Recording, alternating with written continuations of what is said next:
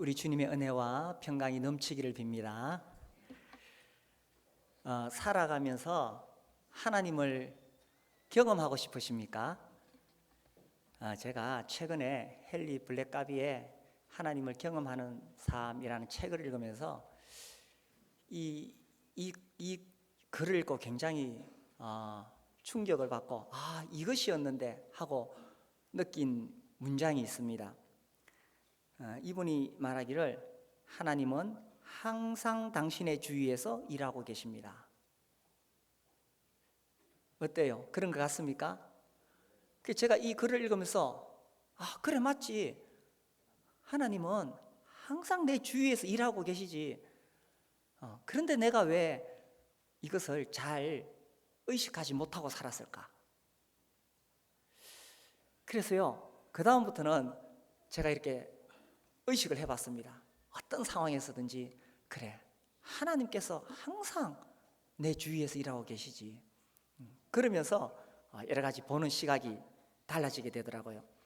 또 이분이 이런 이야기를 했어요. 나를 향한 하나님의 뜻. 우리 그런 생각을 하죠. 내 인생을 향한 하나님의 뜻이 뭘까? 그런데 그런 거 찾지 말라는 거예요. 그것은 자기중심적인 거라는 거예요. 그러지 말고 하나님의 뜻이 무엇인가를 찾아라는 겁니다. 하나님의 뜻이 무엇인가를 찾아서 그 뜻에 내가 동참하라는 거예요. 이것이 하나님 중심적으로 살아가는 것이다. 참 이 명쾌하게 성경의 진리를 잘 드러내고 있는 것 같아요. 하나님 내 주위에서 항상 일하고 계시는데 지금 하나님은 어떤 일을 하고 계시는가? 지금 하나님의 뜻이 무엇인가? 그것을 찾아서 나도 그 일에 동참하면은 내가 하나님의 뜻대로 사는 삶이 된다는 거죠. 이게 정말 신앙에서 중요한 원리죠. 사실 우리는 너무나 자기중심적입니다. 예수님이 내 삶의 주인이시라 고백해놓고도 사실은 내 중심으로 살아가잖아요. 기도도 이와 같은 원리에서 우리가 깨달을 수가 있습니다. 기도 응답이라는 게 뭐냐? 여기서도 자기중심적인 사람이 생각하는 것과 하나님 중심적인 사람이 생각하는 기도 응답이 다르다는 겁니다. 자기중심적인 사람은 어떻게 생각하느냐? 우리 기도합니다. 우리의 가족을 위해 기도하고 사업을 위해 기도하고 건강을 위해 기도하고 또 내가 주님으로부터 받은 그 사역, 교회에서 섬기는 사역을 위해서 기도하고 그렇게 기도하는데 내가 바라는 대로 이루어지면 기도가 응답되었다고 생각합니다. 그렇죠. 대부분 다 그렇게 생각을 하죠. 그런데 만약에 내가 원하는 대로 응답이 오지 않으면 하나님이 내 기도를 안 들어주셨나 봐. 기도해도 안 되네. 하나님을 불신하게 되고 낙심하게 되고 심지어 어떤 사람은 떠나기도 합니다. 기도해도 안 되네. 또요, 자기중심적인 사람은 이렇게 해요. 그렇게 눈물로 하나님 제발 좀 들어주십시오. 결혼시켜 주십시오. 취업하게 해주십시오. 그렇게 눈물로 기도해놓고 하나님이 진짜로 딱 응답해 주시니까 열매만 똑 따먹고 입을 석 닦아버려요. 그리고 또다시 자기 인생에 문제가 올 때까지는 기도하러 안 와요. 이게 자기중심적인 기도라는 겁니다. 하나님 중심적인 기도는 뭐냐? 내가 바라는 대로 이루어지지 않는다 할지라도 낙심하지 않습니다. 그 어떠한 상황에서도 사랑의 하나님을 신뢰하는 거예요. 나는 이렇게 기도하고 있는데 하나님의 뜻이 이것이 아닌가 보다. 제가 매일 이 새벽에 기도하러 옵니다. 이제 우리 목장의 여러 목장 기도 제목들을 제가 우리 목자들로부터 받아서 기도를 합니다. 근데 하루는 기도를 하는데 사실 제가 그렇게 기도하면서 응답받은 것들도 많지요. 그런데 응답받지 않은 것도 많이 있습니다. 하루는 기도를 하는데 이 기도는 내가 수년째 기도하고 있어요. 그리고 어떻게 보면 이게 불가능한 기도예요. 이루어질 것 같지가 않아. 인간적으로 볼 때 불가능한 기도. 그래 수년째 기도하는데 이루어지지 않고 있어요. 아직도. 그때 사탄의 속삭임이 들려왔어요. 네가 그렇게 간절하게 오랫동안 똑같은 기도를 하고 있는데 하나님이 응답 안 해주시잖아. 그 순간 제 마음속에 싹 스치고 지나가는 생각이 에이, 이건 포기할까? 그러다가 제가 딱 사탄을 향해서 말했어요. 그래도 난 기도할 테야. 하나님 여전히 신실하시고 하나님 사랑의 하나님이시고 내가 그분의 뜻을 다 몰라서 그럴 뿐이지 내가 하나님의 뜻을 진실로 발견할 때까지 나는 계속 기도할 때야. 그래서 하나님 중심적으로 기도한다는 것은 내가 바라는 대로 당장 응답이 오지 않더라도 낙심하지 않는 것입니다. 어쩌면 내가 구하고 있는 것과 하나님의 뜻이 다를 수가 있어요. 그런 경우에 계속 기도하다 보면 주님이 주님의 뜻을 나에게 알려주시는 거예요. 그때까지는 계속 기도하는 것입니다. 그래서 불가능해 보일지라도 응답이 더딜지라도 계속 기도하는 거예요.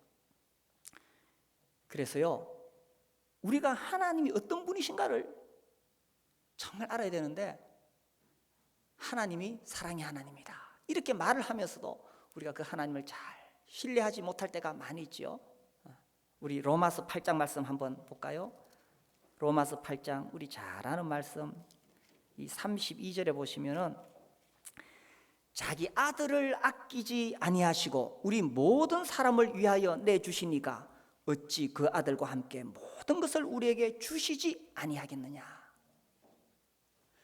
내가 그렇게 기도하는데도 만약 응답이 오지 않고 있다면은 그것은 하나님이 나를 사랑하지 않아서가 아니라는 거예요. 하나님이 귀가 막힌 것도 아니라는 것입니다. 하나님이 능력이 없으신 것도 아니라는 것입니다. 하나님 정말 나를 사랑하셔서 자기 아들을 주시기까지 나를 사랑하신 그 하나님은 나에게 가장 좋은 것을 주시기를 원하신다는 거예요. 아직 응답이 오지 않았다 할지라도 우리는 그 하나님을 신뢰하는 것입니다. 그렇게 할 수 있습니까? 네, 우리 그 하나님을 신뢰하는 겁니다.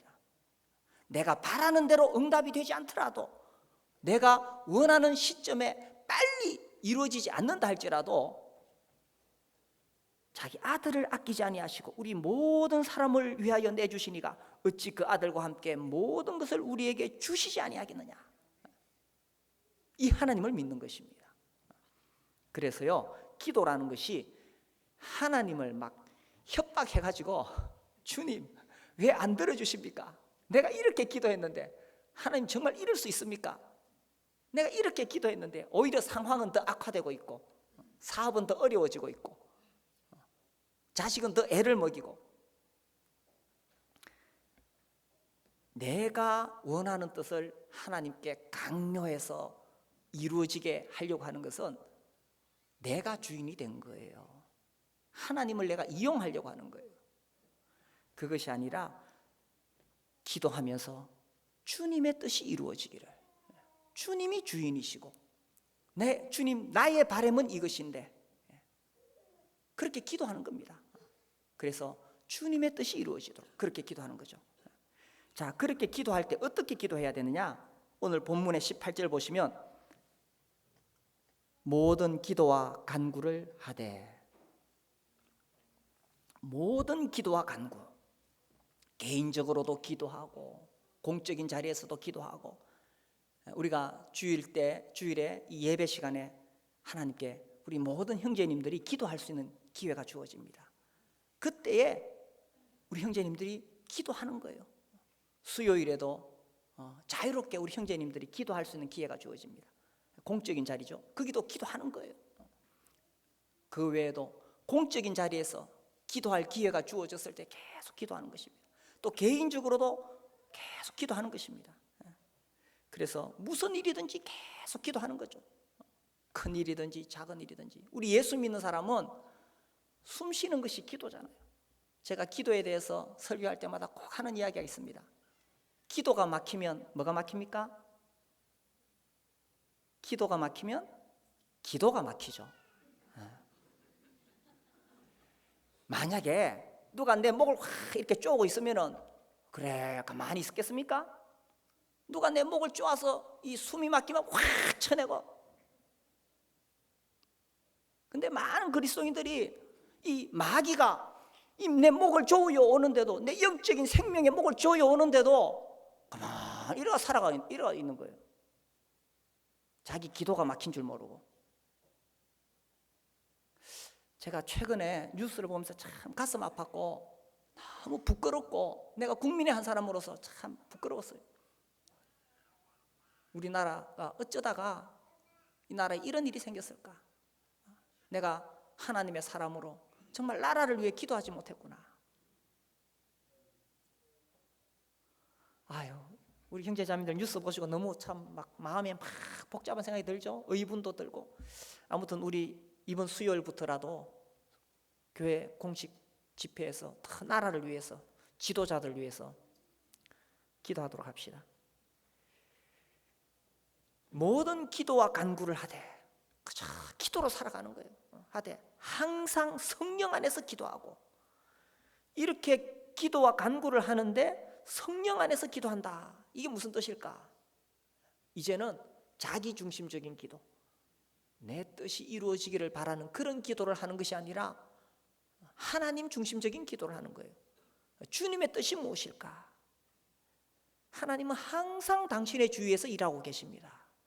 그래서 내 주위에서 주님이 일하고 계시는데, 주님 이건 무슨 뜻이지요? 주님께 묻고, 주님 이런 일이 생겼는데 이게 무슨 의미지요? 내가 어떻게 할까요? 주님께 묻고.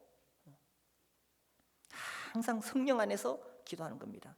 성령이 나에게 어떤 기도를 하라고 하시는지 성령의 세미한 음성을 들어가면서 그렇게 기도하는 거죠. 그렇게 기도할 때에 이를 위하여 깨어 구하기를 항상 힘쓰며 여러 성도를 위하여 구하라. 그저 자기를 위해서 구하고, 내 자식 잘 되도록 구하고, 내 가족, 내 사업, 내 건강, 나 그렇게 하지 말고 여러 성도를 위하여 구하라. 어떤 면에서요, 내가 기도해서 내 자식이 이래 잘 됐다, 그 참 감사한 일이지만, 그런 간증하다 보면 자기도 모르게 간증이 아니라 자기 자랑이 될 수 있습니다.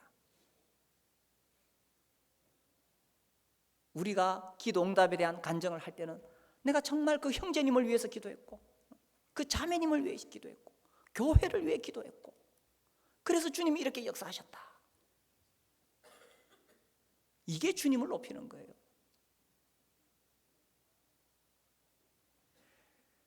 그래서 목장 식구들을 위해 기도하고, 교회를 위해 기도하고, 또 여기 보니까 19절에 또 나를 위하여 구할 것은 내게 말씀을 주사 나로 입을 열어 복음의 비밀을 담대히 알리게 하옵소서. 이 바울은 말하기를 자기가 하나님 말씀을 잘 전할 수 있도록 해달라고 기도 부탁을 했습니다. 이 바울이 어떤 사람입니까?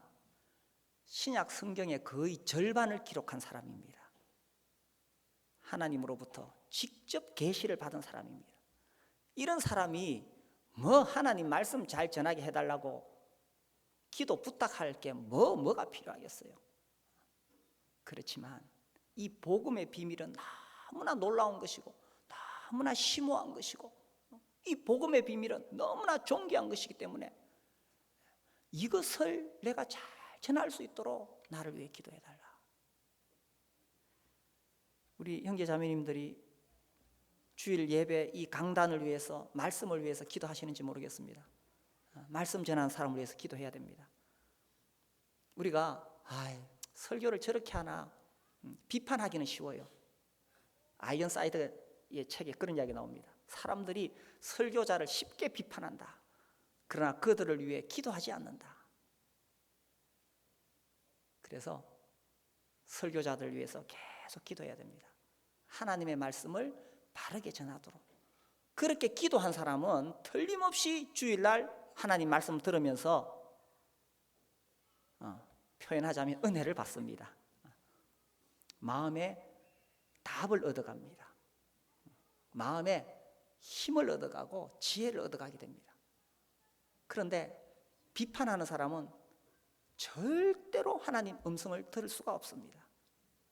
그래서요, 비록 설교자가 부족하다 할지라도, 좀 잘 못 전한다 할지라도, 그럴지라도 설교자를 위해 기도하고, 주님, 오늘의 설교자를 통해서 내가 하나님의 말씀을 듣게 해주십시오. 그럼 그 사람은 아무것도 아니에요. 설교하는 사람은 하나님이 그 사람의 입을 통해서 하나님 말씀을 전할 때 하나님 말씀을 내가 받는 거죠. 그래서 여러 성도를 위하여 기도하라. 그래서 어떻게 기도를 하느냐? 항상 성령 안에서. 기도하지 않는 것은 기도가 막힌 것입니다. 그래서 날 주님의 뜻이 무엇일까? 내가 이럴 때는 무엇을 기도해야 될까? 그렇게 계속 기도하면서 자기 자신만을 위한, 자기 가족을 위한, 내 사업 잘 되고 내 자식 잘 되고, 이게 아니라 여러 성도를 위하여, 목장 식구를 위하여 구하고, 너희는 먼저 그의 나라와 그 의를 구하라. 그래야면 이 모든 것을 너희에게 더하시리라. 먼저 하나님 나를 위해서 구하고, 그렇게 하면 굳이 나 자신을 위해서는 구하지 않아도 주님이 다 갚아주신다는 거예요. 자, 이렇게 기도할 때에 무엇을 기도해야 하느냐? 우리가 조금 전에 19절 읽었죠? 이 바울은 무엇을 기도 부탁을 했느냐 하는 것입니다. 일반적으로 우리가 구하는 대부분의 기도는 더 좋은 환경이 나에게 주어지시기를 구하고 있습니다. 더 안락한 환경, 더 편리한 환경, 그런 환경이 주어지기를 내가 계속 기도하고 있습니다. 그래서 내 사업을 위해서, 내 건강을 위해서, 내 자식을 위해서, 나의 계획, 자기중심적인 그런 기도를 많이 하고 있죠. 그런데 이 바울은 무엇을 기도해달라고 부탁을 했느냐? 여기 보니까 또 나를 위하여 구할 것은 내가 빨리 이 감옥에서 석방되도록 기도해달라, 이렇게 하지 않았습니다. 지금 이 에베소서는 바울이 옥에 갇혔을 때 기록한 것이거든요. 감옥에 갇힌 사람의 입장에서 봤을 때에 제일 시급한 기도 제목이 뭐겠어요? 성도들의 입장에서도 그렇지 않겠습니까? 우리에게 복음을 전해준 그 바울, 지금 옥에 갇혀 있다고 하는데 얼마나 힘들까? 빨리 바울이 석방돼야 되는데, 그리고 바울과 같은 위대한 하나님의 종이 지금 옥에 갇혀서 큰일 났다, 빨리 석방되어서 더 많은 곳에, 더 여러 나라에 다니면서 하나님의 복음을 전해야 되는데 지금 갇혀 있으니까 거기서 꼼짝을 못하는 거예요. 그래서 일반적인 기도라면 빨리 감옥에서 나오는 것이고, 그래서 바울과 같이 위대한 하나님의 종이 더 많은 곳을 다니면서 더 많은 사람에게 복음을 전하도록 그렇게 기도하는 것이 일반적인 생각이 아니겠어요? 그런데 우리가 이 말씀 보니까 자기 석방하게 해달라고 기도한 거 하나도 없습니다. 그리고 나를 위해 기도해달라 이렇게 말하면 틀림없이 성도들이 석방을 위해서 기도할 거거든.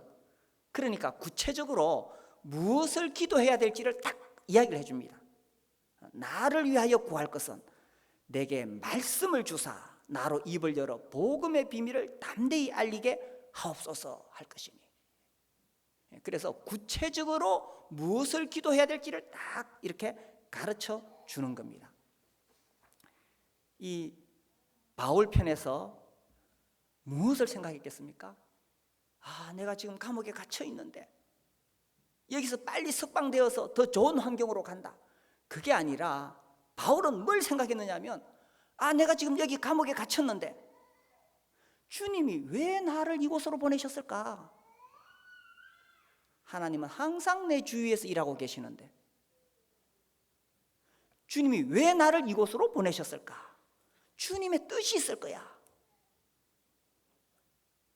그래서 이 바울은 내가 여기에 갇힌 이유가 뭘까? 주님이 왜 나를 이곳에 보내셨을까? 그리고 감옥에 갇혔더라도 바울은 자기의 사명을 잊지 않았던 거예요. 영혼구원하여 제자 삼는 것이 주님의 마지막 명령인데, 내가 어디 가더라도 이 복음을 전해서 영혼이 구원받고 그가 예수님의 제자가 돼야 되는데, 그렇다면 내가 이 옥에 갇힌 것도 그 일을 위해서가 아닌가. 그래서요, 주님 왜 나를 이곳으로 보내셨습니까? 틀림없이 주님의 뜻이 있을 것인데, 그렇지, 여기서도 내가 만나는 사람들에게 복음을 전하라고 주님이 나를 이곳으로 보냈구나. 근데 이런 것을 깨닫지 못한다면 어떻게 생각하겠어요? 주님 왜 나를 이런 곳으로 보냈습니까? 주님 왜 나를 이곳으로 보내셨습니까? 이거하고 주님 왜 나를 이런 곳으로 보냈습니까? 다르죠. 아니 주님, 내가 이렇게 주님을 위해서 충성하면서 복음을 위해 살았는데 왜 나를 이런 곳에서 보냈습니까? 이렇게 묻지 않았다는 거예요. 주님이 힘이 없어서, 주님이 실수해서 나를 감옥에 보낸 것이 아니라는 것입니다. 지금 바울이 나가서 할 일이 얼마나 많은데, 그렇죠? 바울과 같이 위대한 하나님의 종이 다니면서 복음 전해야 될 때가 얼마나 많은데 왜 주님이 나를 이런 곳에다 나를 가두어 주었을까? 바울은 그렇게 생각하지 않았다는 것입니다. 나를 이곳에 보낸 주님의 뜻이 있을 거야. 그래서 하나님은 항상 당신의 주위에서 일하고 계십니다. 그래서 내 인생을 향한 하나님의 뜻을 찾은 것이 아니라 지금 하나님이 어떤 일을 하고 계시는가를 보는 겁니다. 바울이 깨달은 것은 지금 하나님은 이 로마에도 복음을 전하기를 원하시고, 지금 이 감옥에서 내가 만나는 그 사람들에게 복음을 전하기를 원하시는데, 그 일을 위해서 나를 여기에 보내셨구나. 그렇다면 내가 지금 여기서 내가 만나는 그 사람들에게 복음을 전해야지. 그렇게 할 수 있도록 기도를 부탁했다는 것입니다. 그래서 실제로 바울은 그곳에, 바울이 그 감옥에 갇힘으로 해서 이 복음이 전해졌다는 것을, 그 뒤에 빌립보서 볼까요? 빌립보서 1장에 보면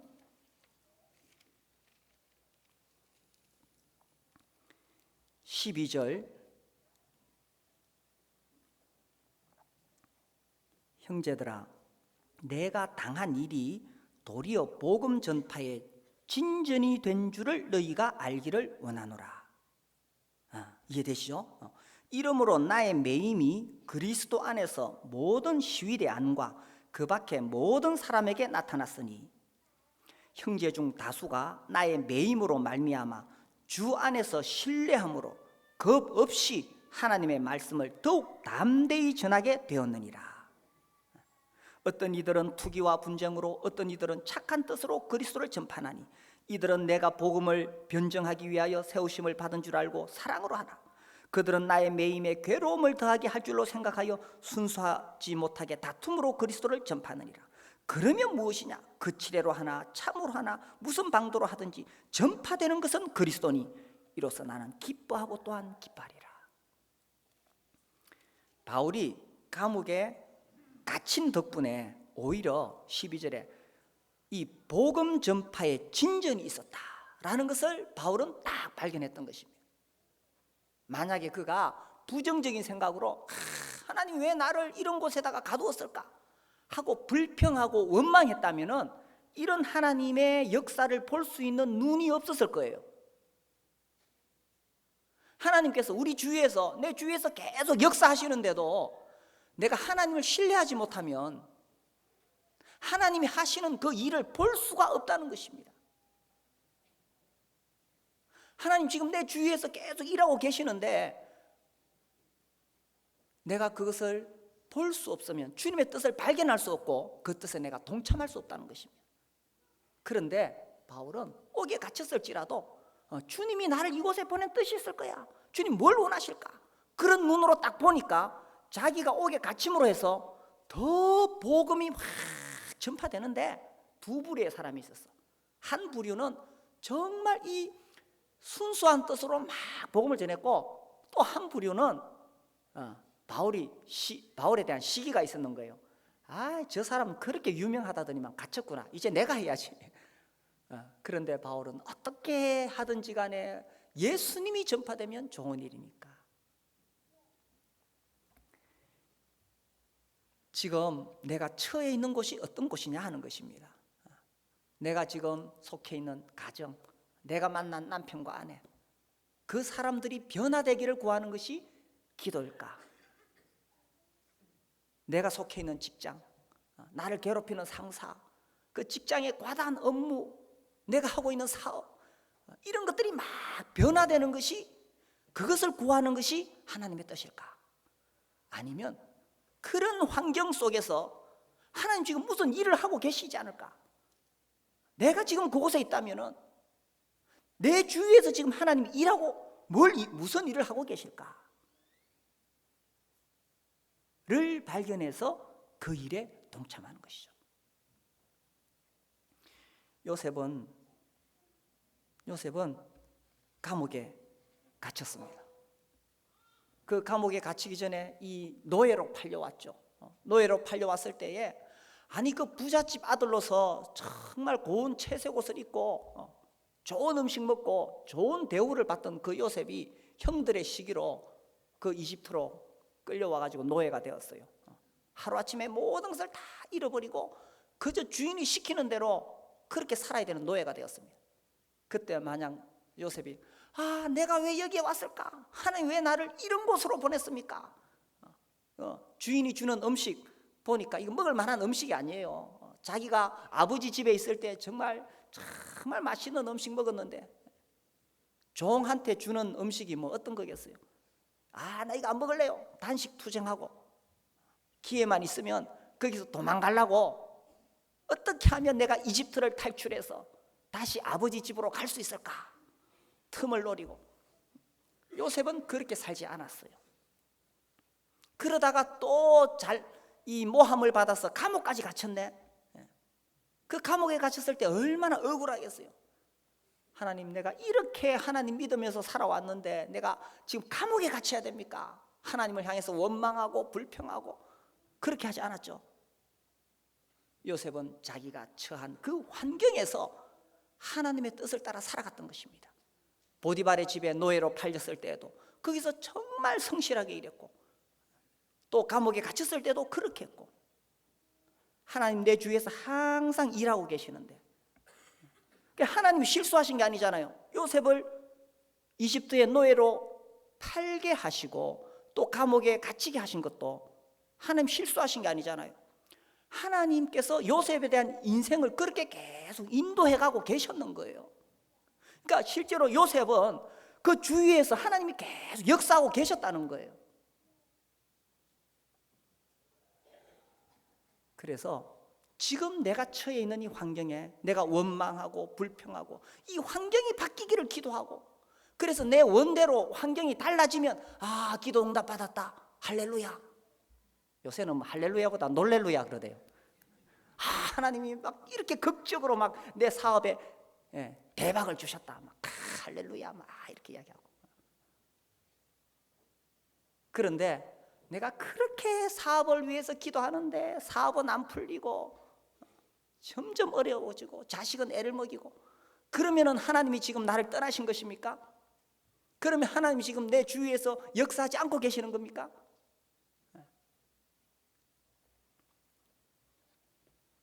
힘기운 곳에서 꽃을 피우라.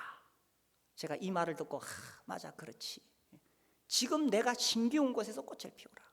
내가 있는 직장, 거기서 계속 원망하고 불평하고 하나님 나에게 더 좋은 직장 주십시오 기도하고, 그게 아니라 힘기운 곳에서 꽃을 피우라는 겁니다. 내 목장, 이 목장이 왜 재미없을까? 다른 목장은 어떨까? 이 교회보다 더 좋은 교회 없을까? 무지개를 찾아 다니는 사람은 평생을 무지개 찾으러 다니는 겁니다. 평생을 무지개 찾아다니지만 무지개는 손에 잡히지 않습니다. 더 좋은 환경, 더 좋은 것, 세상에서 인간적으로 더 잘 되는 것, 그렇게 되면은 기도 응답 받았다. 그런데 그렇지 않으면 기도해도 안 되더라.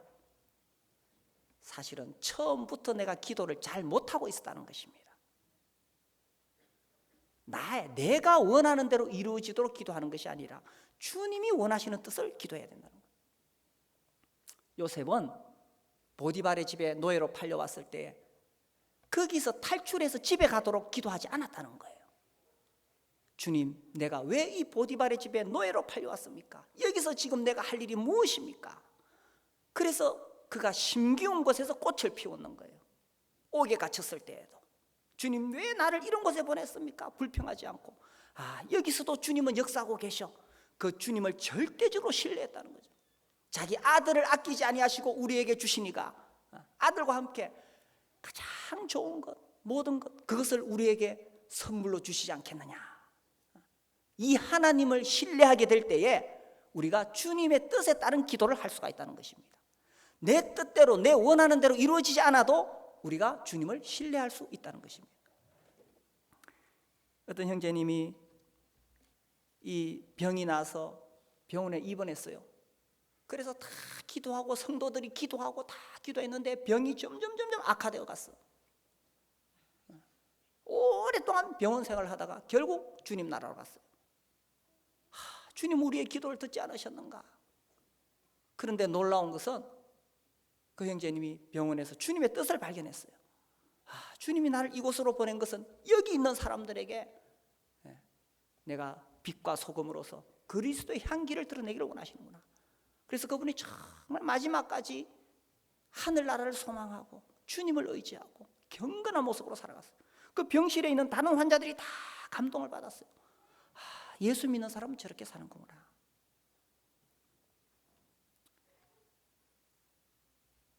바울과 실라가 감옥에 갇혔지요. 예수님 전하다가 감옥 갇혔습니다. 감옥 갇혔을 때 그들이 뭐 했습니까? 하나님, 왜 나를 이런 곳으로 보냅니까? 우리 사도행전 16장 볼까요?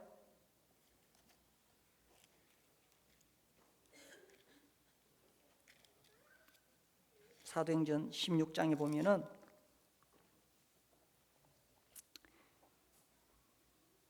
이 바울과 실라가 감옥에 갇혔는데 그곳에서 그들이 단식 투쟁하지 않았습니다. 그 22절부터 보시면요, 22절, 무리가 일제히 일어나 고발하니 상관들이 옷을 찢어벗기고 매로 치라 하여. 이 시대에 매로 친다는 것은요, 이게 뭐 좀 그 사람의 인격을 생각하면서 매로 쳤겠어요? 정말 무지막지하게 매로 쳤습니다.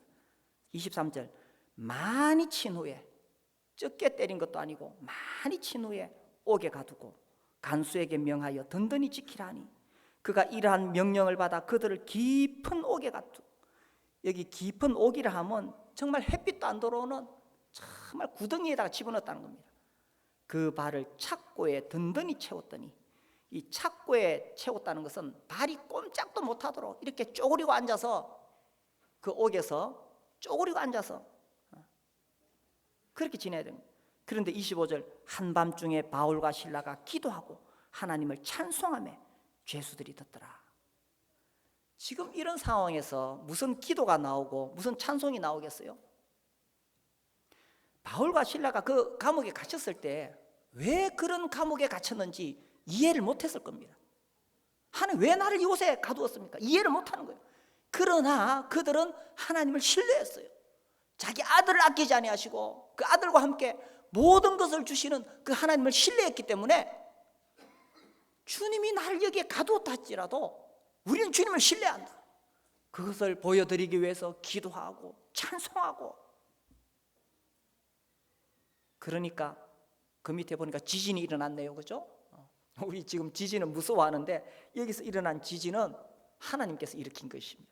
그래서 그들이 하늘을 향해서 기도하고 찬송하니까 하늘에서 막 땅을 움직였는 거예요. 그래가지고 그 뒤로 일어난 사건이 뭡니까? 빌립보 간수가 달려와가지고, 선생이요, 내가 어떻게 하면 구원을 얻으리까? 이래가지고 한밤중에 그 간수의 집에 가가지고 예수님 전하고 온 가족이 예수님을 믿고, 또 얼마나 예수 믿고 기뻤는지 날이 새기 전에 그 밤에 그냥 전부 다 침례를 받고 온 집안이 막 떠들썩했습니다. 나중에 알았겠죠. 바울과 실라가 주님이 왜 우리를 이 옥에 가두셨을까? 주님이 힘이 없어서 그렇게 하신 게 아니에요. 주님이 실수하신 게 아니에요. 주님 왜 우리를 여기에 가두셨을까? 그 빌립보 간수 어떻게 하면 이 복음을 들을 수 있을까? 주님이 그 빌립보 간수 가족에게 그 영광의 십자가의 복음, 우리 주님이 십자가에 못 박히시고 부활하셨다는 이 놀라운 복음을 듣고 그들이 구원받게 하시려고 우리를 그곳에 보내셨구나. 아니 물론 감옥 안 보내고 다른 방법으로도 얼마든지 전도할 수 있겠죠. 그러나 주님은 이 방법이 가장 최고였다고 생각하시기 때문에 이 방법을 취하셨던 거예요. 어떤 방식으로 하는가는 주님의 주권에 속한 거예요. 어쩌면 이 빌립보 간수가 굉장히 그 고집이 세고 예수 안 믿을 사람인지 모르겠어. 그러니까 이런 극한 상황으로 몰아넣어가지고 아이고 재수가 도망쳤구나, 내가 이제 못 살겠구나 해서 칼로 자결하려고 한 만큼 절박한 상황으로 몰아넣어야 이 간수가 그래야 마음을 열고 예수 믿을지 모르겠어요. 그래서 그런 방법을 취했는지는 모르겠습니다만은 아무튼 왜 그들이 감옥에 갇혔을까요? 그 순간은 이해 못했어요. 우리는 이제 이 성경을 보니까 그 간수 가족에게 이 예수님 전하게 하시려고 주님이 그렇게 하셨구나. 그래서요, 내가 바라는 대로 내 뜻대로 뭔가 이루어지기를 기도하는데 주님은 내가 바라는 대로 안 해주실 때가 있어요. 그것은 주님이 능력이 없어서가 아니라 우리 기도를 못 들어서가 아니라 내가 잘못 기도하고 있는 거예요.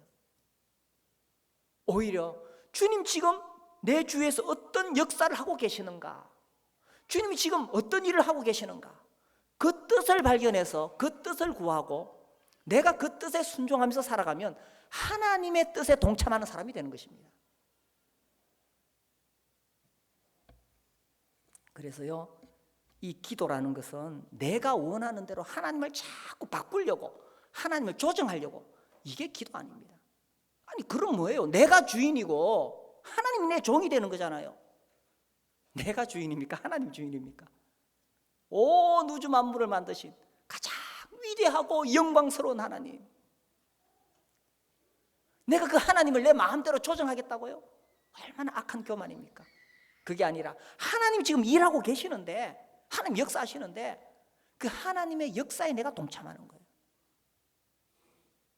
그래서 기도응답이 뭡니까? 내 뜻을 하나님 앞에 강요해서 그걸 받아내는 게 기도응답이 아니라 하나님의 뜻에 나를 맞추는 것입니다. 어떻게 기도합니까? 항상 성령 안에서 지금 하나님 내 주위에서 어떤 일을 하고 계시는가, 항상 성령 안에서. 하나님은 당신의 주위에서 항상 일하고 계십니다. 하나님 지금 내 주위에서 어떤 일을 하고 계시는가, 항상 성령 안에서 깨어서 그것을 깨달을 수 있도록 기도하고, 그래서 무엇을 기도합니까? 환경이 바뀌기를 바라는 것이 아니라 지금 이 상황에서 나를 통하여 주님의 뜻이 이루어지도록 그렇게 기도하는 것입니다. 그렇게 기도할 때에 우리가 하나님의 역사에 동참하게 될 것입니다. 우리 형제자매님들이 하나님의 이런 역사에 동참하는 그런 삶을 하루하루 살아가시게 되기를 바랍니다. 우리 함께 일어나서 기도하겠습니다.